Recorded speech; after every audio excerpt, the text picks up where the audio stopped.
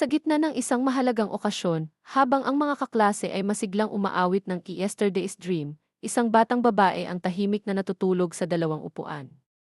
Siya si Sarina Oceana Azores Hilario, anak ng aktor at TV host na si Chong Hilario at Maya Azores.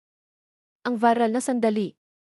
Ibinahagi ng kanyang mga magulang ang nakakatawang sandaling ito sa Facebook na may caption na, "Tulog man sa inyong paningin, present pa rin."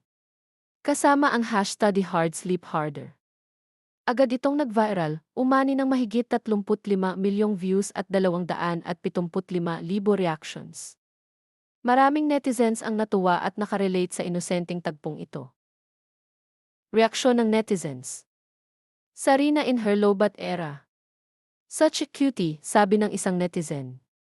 Ito yung literal na physically present but mentally absent, dagdag pa ng isa. Marami ring magulang ang nagbahagi ng sariling kwento.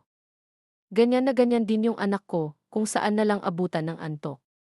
Walang pinipiling lugar ang antok, kahit saan, kapag inabutan ka. Sa kabila ng kanyang maikling tulog, si Sarina ay nagising sa tamang oras upang tanggapin ang kanyang mga parangal bilang most active at most improved student. Isang patunay na kahit ang mga bata ay may kakayahang magsumikap at magpakita ng dedikasyon sa kabila ng kanilang murang edad. Ang kwento ni Sarina ay paalala na hindi kailangang maging perpekto upang maging inspirasyon. Minsan, ang mga simpleng sandali, tulad ng isang batang natutulog sa gitna ng seremonya, ay sapat na upang magbigay ngiti at aral sa marami.